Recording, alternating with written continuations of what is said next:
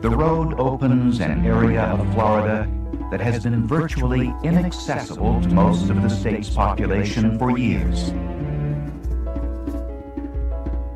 The forbidding swamps of the Everglades. In and around these marshes and bogs live remnants of a Native American people who once held at bay the combined might of the United States Army, Navy, and Marines. Thousands of lives and tens of millions of dollars were lost attempting to eradicate them. The whole intent was to wipe out the Indians totally from the southeast or remove them. If they wouldn't go, they were going to kill them.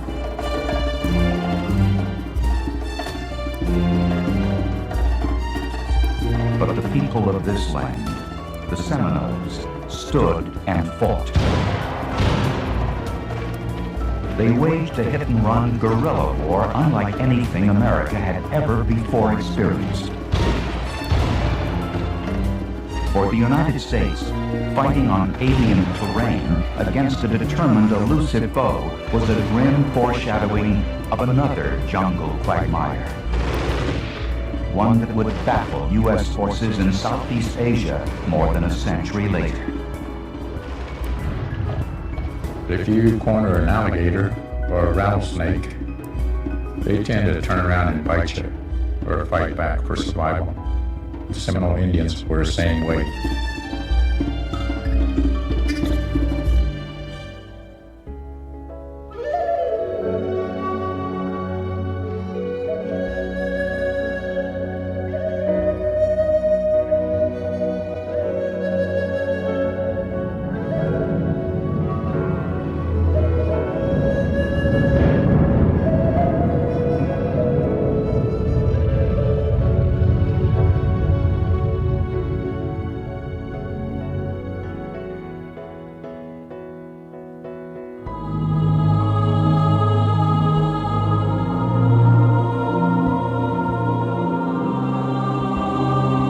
Easter Sunday, the year 1513. Juan Ponce de Leon, a Spaniard who had once sailed with Columbus, sets foot on a mysterious land he names after the Easter Feast of Flowers, Pascua Florida, Florida.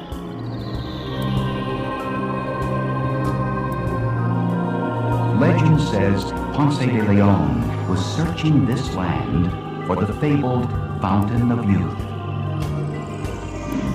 But in reality, he is just one of many Spanish explorers and colonizers who sailed to Florida for power and plunder.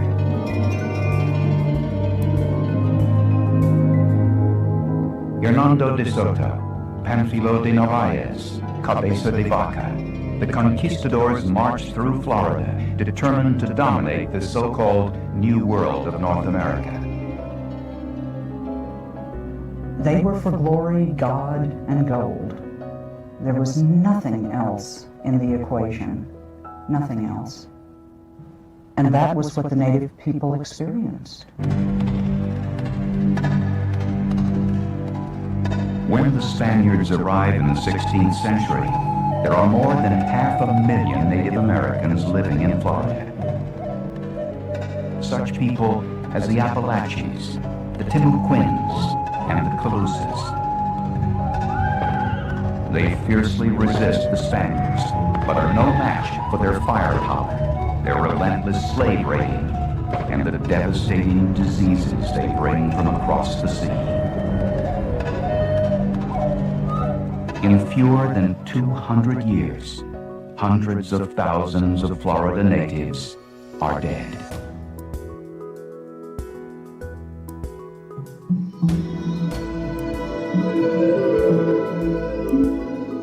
(1795).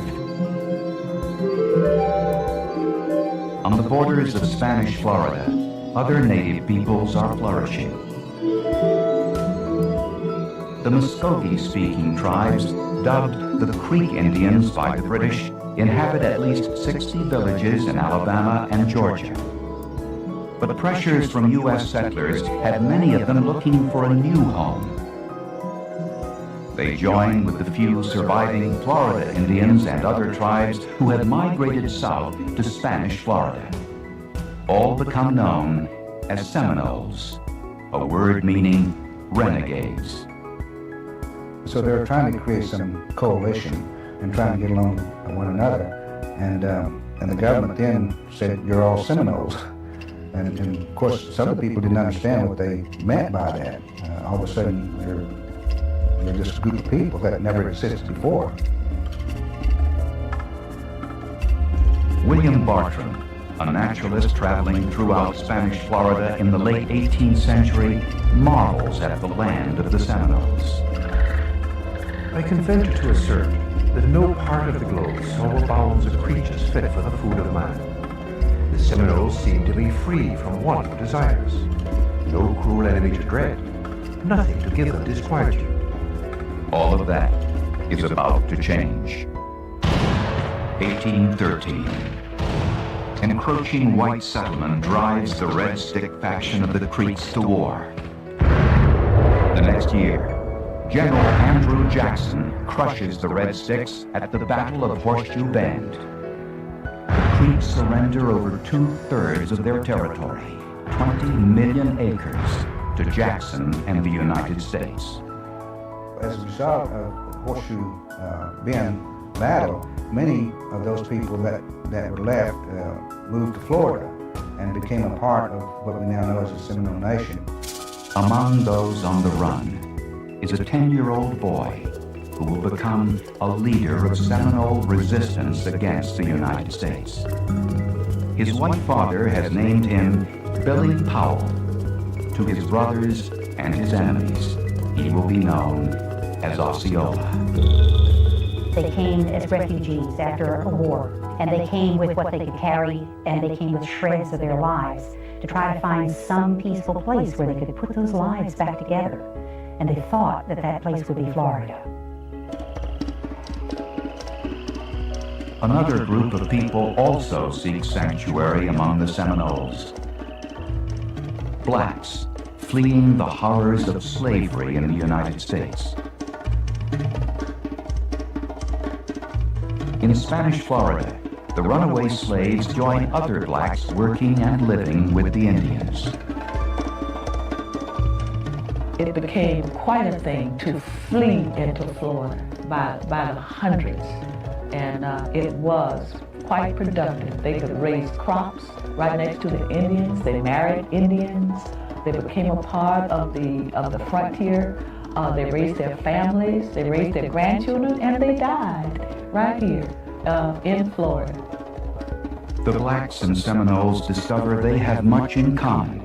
Many African traditions, including social structures and religious beliefs, are very similar to those of the Indians. But nothing strengthens than a common enemy, the white Americans. Stinging from the memory of the lash, the blacks warn the Seminoles never to trust the United States government. Once you've gained your freedom, for the most part, once you've had that taste of freedom, they probably made up their mind that, hey, they may come for me someday, but I'll never accept going back into that way of life ever again. Southern slaveholders are angry that blacks are escaping to Spanish Florida. What especially galls them is the existence of a small fort 60 miles from Georgia on the Apalachicola River.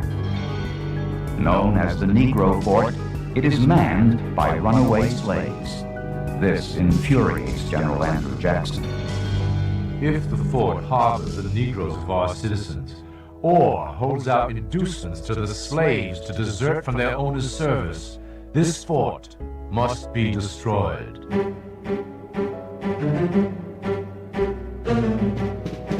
Acting on his own and blatantly invading the territory of another country, Jackson orders an attack. July 27, 1816. Gunboats hurl 8 cannonballs at the Negro fort. none much damage. A ninth cannonball is heated in a ship's galley and fired. The ball ignites barrels of gunpowder in the fort. 300 are killed. An American eyewitness writes his father, "You cannot conceive, nor can I describe, the horrors of the scene. In an instant, hundreds of lifeless bodies were stretched upon the plain, buried in sand and rubbish, or suspended from the tops of the surrounding pines." After describing the carnage at the fort, the young man adds a postscript. First-rate land can be purchased in Florida for 50 cents per acre. What speculations! If it should ever be out, which I think will be the case. For it is not only runaway slaves who are drawing American attention to Spanish Florida. It is the promise of more land, of a strategic territory that can give the United States control of its coast and the Caribbean. America needs Florida, one observer notes, like a body needs a foot.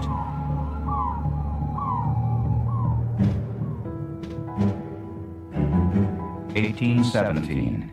The Secretary of War gives Andrew Jackson permission to invade the Spanish territory.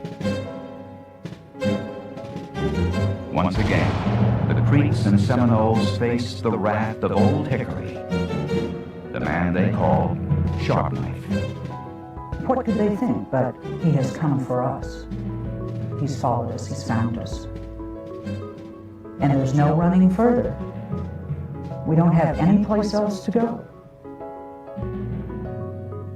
We either hide or fight. Jackson's troops torch Indian houses and towns and seize the city of Pensacola, all without a formal declaration of war. The Spanish government, weakened by other foreign conflicts and colonial revolts, cannot put up a fight. In 1819, Spain cedes its Florida territory to the United States. Andrew Jackson thinks he has wiped out the Seminole problem. But though their homes may be gone, the people live still praying for peace. The Seminoles did want to be left alone. They wanted to be what I would consider just to live as they had lived for the past centuries. To be free. But an impatient America will not let them be.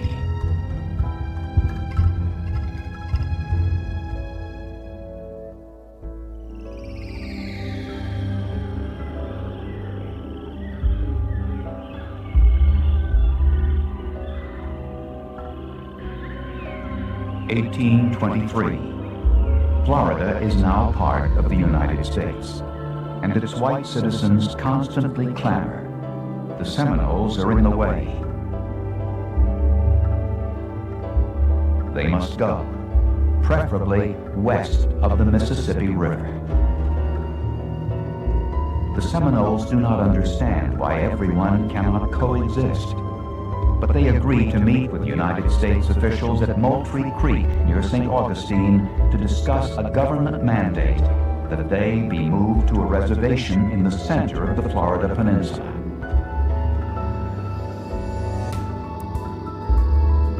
An aging head chief named Neamatla pleads to remain in his homeland. We hope you will not send us south to a country where neither the hickory nut, the acorn, nor the persimmon grows. I am attached to the spot improved by my own labor, and cannot believe my friends will drive me from it. Despite Neamatla's plea, the Seminoles say they will move to the reservation. They find their new lands harsh and inhospitable. They were reduced to just really bare subsistence. And a person starving is an angry person. A person starving is a person who has lost hope, perhaps.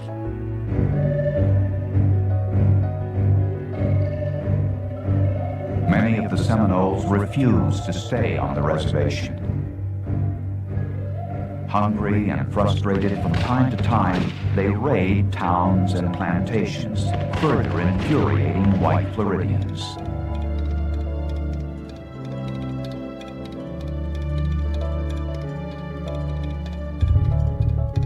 What's more, there is the burning issue that refuses to die: slavery. Many slaveholders fear that the presence of escaped blacks in Florida will incite slave insurrections. Whites are permitted to search the reservation for runaways. Often, they steal away blacks who have never even been slaves. Territorial Governor William Pope Duvall warns the Seminoles. By the treaty, you are bound to deliver all the Negroes that do not belong to the Indians. This you have not done. You are not to mind what the Negroes say. They care nothing for you, further than to make use of you to keep out of the hands of their masters. But the Seminoles will not betray their allies and friends, and the blacks are determined to stay free. This had been like a piece of heaven to them. They had built, they had harvested, they had reared their children, and here were a group of people coming in saying that we own you.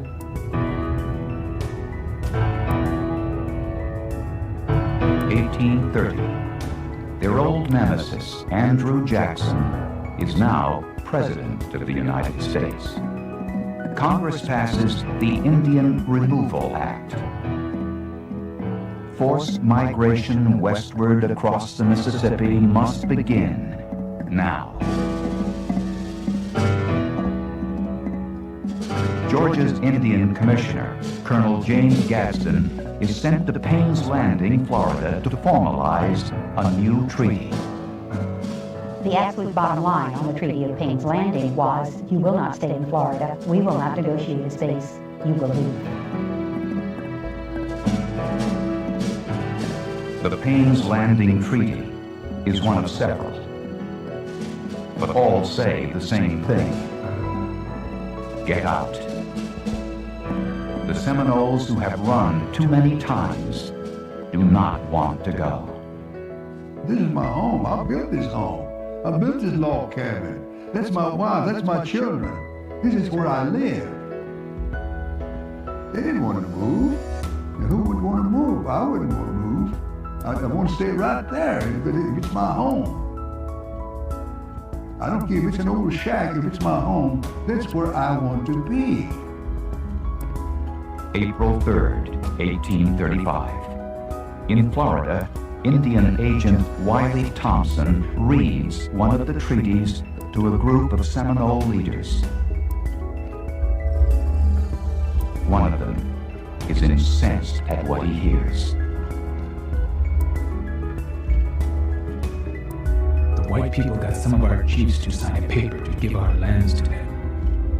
But our chiefs did not do as we told them to do. They done wrong. We must do right. When the agent tells me to go from my home, I hate him, because I love my home, and I will not go from it. He is Osceola, the man who as a boy fled Andrew Jackson and his soldiers. Like most Seminoles, Osceola had hoped to coexist peacefully with the Americans in Florida. But Thompson's message of removal leaves him bewildered and enraged. I believe that this is the moment when everything changed in Osceola's mind. This is the moment when Osceola said to himself, Thompson will pay. And they'll see. They'll see just exactly what it means to the Indians to be pushed one more time. Although some of the chiefs agreed to emigrate west of the Mississippi to Indian Territory, what is now Oklahoma, Osceola becomes a leader of the resistance. The black Seminoles, fearful of returning to slavery, side with him. Osceola knows that only drastic action will show Seminole resistance is real. He helps plan a series of actions that will prove they mean business. Thursday, October 26, 1835. Charlie Amafla, a Seminole leader, is riding back to his camp with money the government has given him to emigrate. Osceola shoots Charlie Amafla dead. He leaves the body on the trail, the money strewn around the corpse. It is a message. This is what happens to those who betray their people and homeland. What a lot of people don't realize is Charlie Amafla and Osceola were friends. They were close. But we've got to understand that sometimes in the case of one's survival and the survival of the overall society of people, that there has to be decisions made. Friendship will not stand in the way of Osceola's fierce determination, and he will exact punishment on the Indian agent who has so arrogantly insisted that the Seminoles vanish west. December 28, 1835, 2 months after Charlie Amafla's death. Wiley Thompson and a friend, Lieutenant Constantine Smith, have finished dinner and are walking just outside the walls of Fort King. Both men are killed. Smith has 2 bullets in his body. Wiley Thompson, 14. Osceola has his revenge.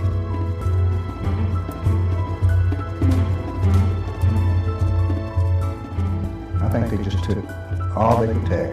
They went to the limit of human endurance as leaders to protect what they had, and they were simply willing to fight.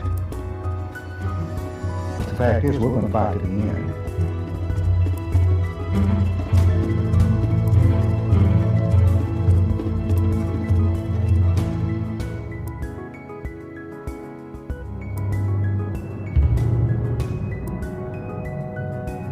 Evening, December 27, 1835. Central Florida. Major Francis Dade and 2 companies of soldiers are resting. They have been on the move for 4 days, a relief column headed for Fort King. So far, the trip has been uneventful. Then the morning of the 28th of December, there was a drizzle of rain falling. The temperature was some 48 degrees, quite chilly. Major Dade called out to the men and told them that I can't tell you to put your weapons on the supply wagon, as it would be unmilitary. But you can carry them under your coats to keep your powder dry because of this drizzle of rain. 8 a.m. Cold and wet. The men march along the road between a lake and the Wahoo Swamp. Major Dade assures them they are safe. We have now got through the danger, he says. Keep up good heart, and when we get to Fort King, I'll give you 3 days off for Christmas.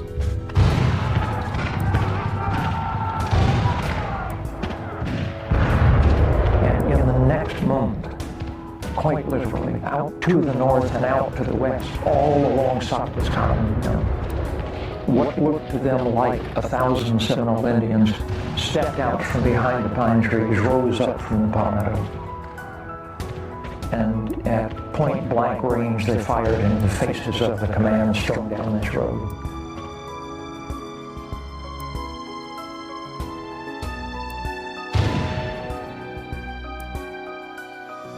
Probably close to half the command, some 100 men, fell in their tracks, either dead or wounded. Captain George Washington Gardner tries to bring order to chaos.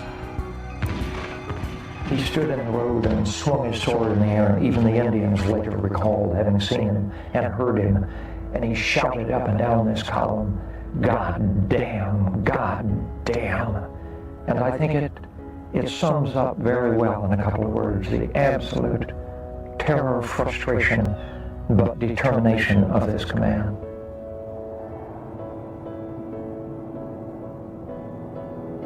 Several hours after the battle began, all but one of Dade's men are dead.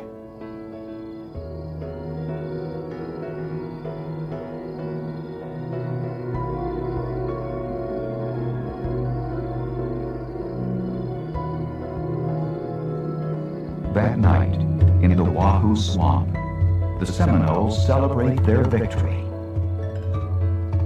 Osceola rides into camp and presents a medicine man with the scalp of Wiley Thompson, who he has killed that very afternoon.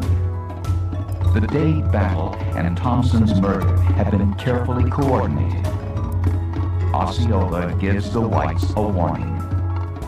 You have guns, and so do we. You have powder, and so do we. You have men, and so have we. Your men will fight, and so will ours, until the last drop of blood has moistened the dust of his hunting grounds. Osceola continues his attacks, and fellow war leader Wildcat strikes in eastern Florida. The United States commits 5,000 men to the war. They are charged with tracking down some 1,500 warriors. It was either go to Oklahoma or die. So what is a person to do? You know, when your home is threatened, you fight. The finest generals of the U.S. command step into the fray, including the great Winfield Scott, Old Fuss and Feathers, hero of 1812 and the Black Hawk War. He arrives with a full military brass band and a thorough knowledge of European military strategies. They will do him little good in Florida.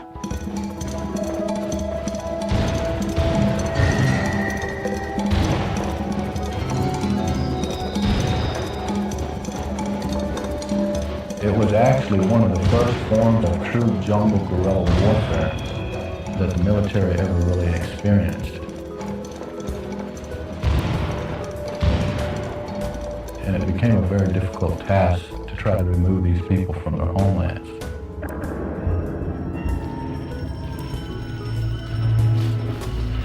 The military strides in, only to find itself bogged down in mud and antiquated tactics. The blue of their uniforms, the noise they make. The men are walking targets. It was so bad that men fought the terrain almost as much as they fought the Indians. The climate, the fact that it was either abysmally hot or abysmally cold, that when you were cold you were also wet, and when you were hot you were also wet. The fact that they were never quite walking on land, but they weren't quite walking in water, made this a really difficult place to be. 3 generals, including Winfield Scott, go down in defeat. December 1836, General Thomas S. Jessup takes command of 8,000 soldiers and volunteers. His orders: beat the Seminoles with whatever it takes and ship whoever is still alive out to Indian Territory.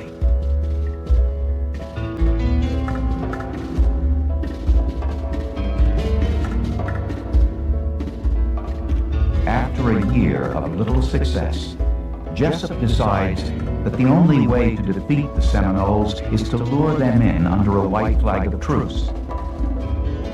Tricked into believing the army wants to talk peace, hundreds of war-weary Seminoles are captured and sent west.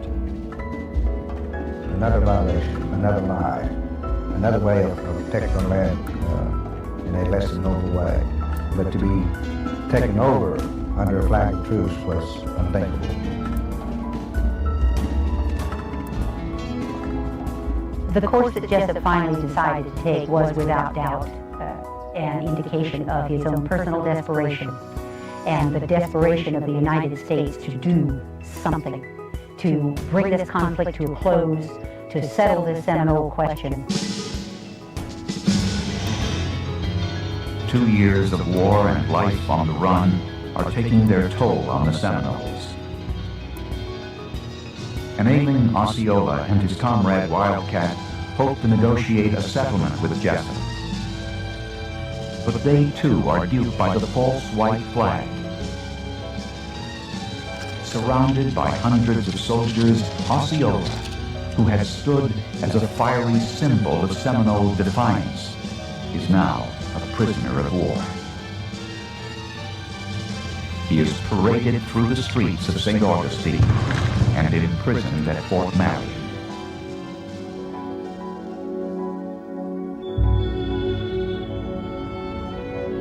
December 1837. As hundreds of disheartened Seminoles are captured and dispatched west, the government decides to ship Osceola north to a harbor fort in Charleston, South Carolina. Osceola becomes a tourist attraction as sightseers crowd to gawk at him. He is weak and weary, ill with malaria and quinsy, an infected, inflamed, sore throat. George Catlin, the artist who chronicled so much of what we know about 19th century Native American life, arrives to paint his portrait. He is a most extraordinary man, Catlin writes. And one entitled to a better fate. He is grieving with a broken spirit and ready to die, cursing the white man, no doubt, to the end of his breath.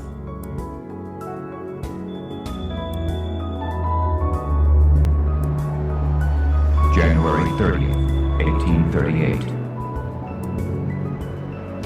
Unable to talk, the 33-year-old Osceola signals his wives to bring him his full war dress. He paints his face, knowing that sickness is going to end his life. He shakes hands with everyone in the room, including physician Frederick Wheaton. He made a signal for them to lower him down upon his bed. He then slowly drew from his war belt his scalping knife, which he firmly grasped in his right hand, and in a moment smiled away his last breath without a struggle or groan. He was just the epitome of life for the Seminole. Very proud people, people who were tied to the land and for very spiritual reasons. A group of people who love their families and would do anything to protect and defend their family and their home.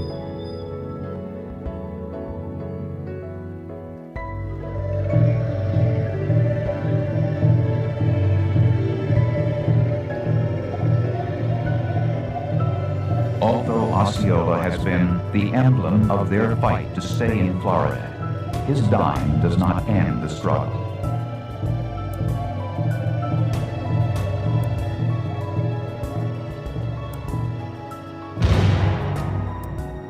The Seminoles, both natives and blacks, vowed to fight on.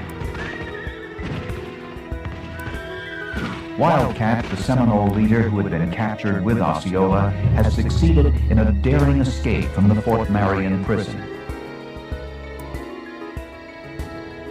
These people believed that they were going to die anyway, and so they fasted and got to the point where they were pretty small and was able to scale the wall and to loosen the bars, take them out.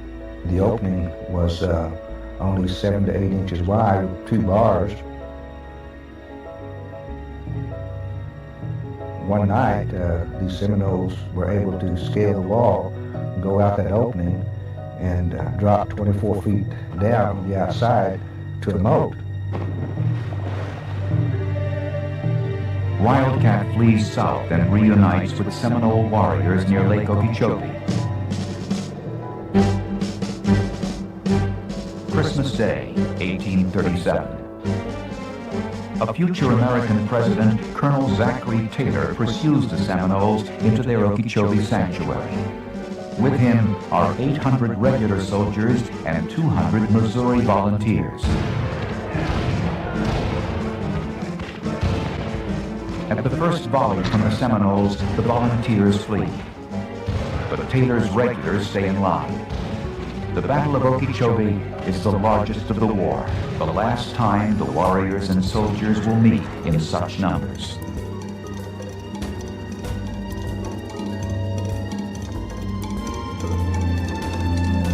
The Seminoles fight bravely, but are pushed further south, into the murky swamps of the Everglades. Nothing they do seems to stop the relentless demands of the whites to get out or die.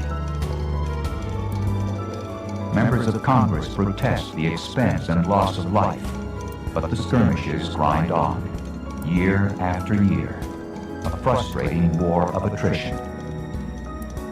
Many Seminoles cling to the hope that the United States will finally relent and let them hold on to some small plot of land.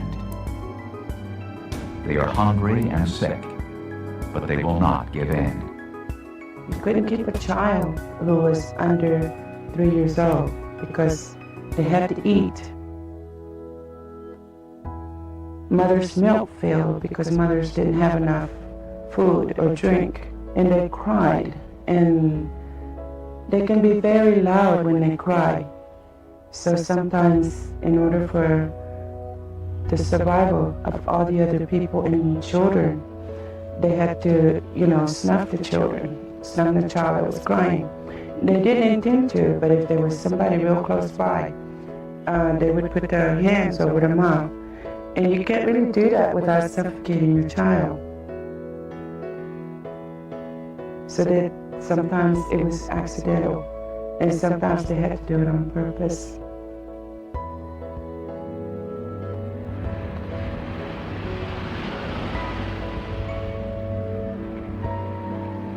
One by one, many of the Seminoles decide there is no alternative to emigration.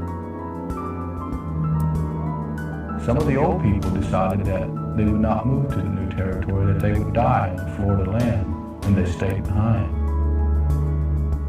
But some of them who had still full lives ahead of them wanted to see the welfare of their children and of their band and of their people to still replenish and start over again, I guess you could say. They decided to move and to go to Indian Territory. October 1841. Even the great warrior Wildcat has been captured. He and his people prepare to sail for New Orleans and the trek to Indian Territory. I am looking at the last pine trees on my land. It was my home. I love it. And to leave it now is like burying my wife and child.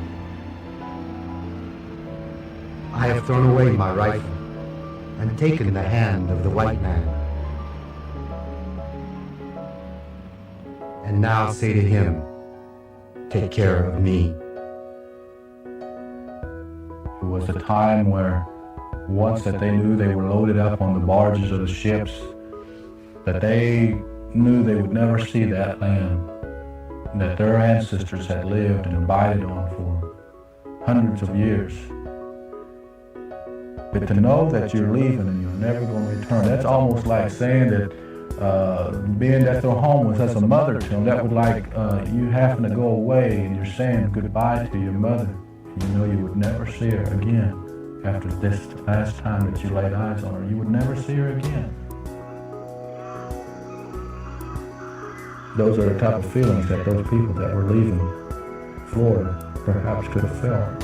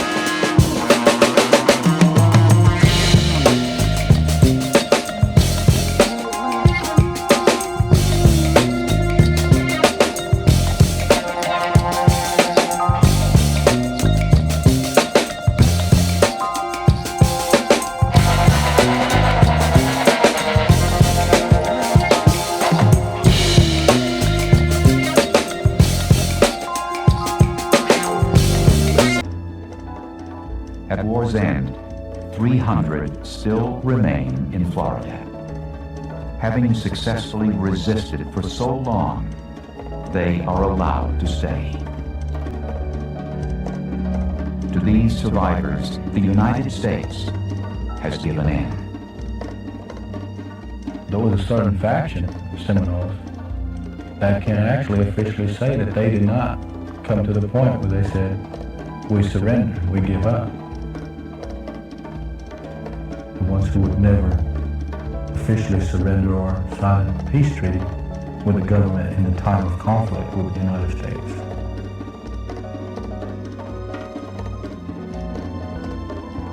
They became the ones who would be known as the unconquered.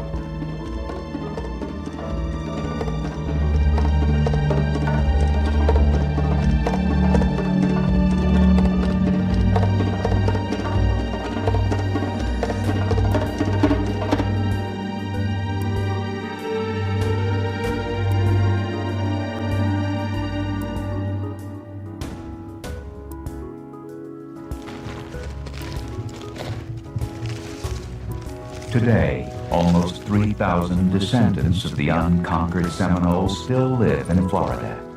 Another 11,000 are in Oklahoma, the old Indian Territory. Now, along the Tamiami Trail, the Florida Seminoles lure tourists. The alligator that he has there would weigh a little over 200 pounds. And the war they wage is economic. 61. Bingo halls have helped revive an economy that was dependent on cattle and citrus. Gambling brings in the bulk of the tribe's $30 million annual revenue. Florida State University's football team, the Seminoles, were the 1993 NCAA national champions. Every fall Saturday, a new Osceola rise.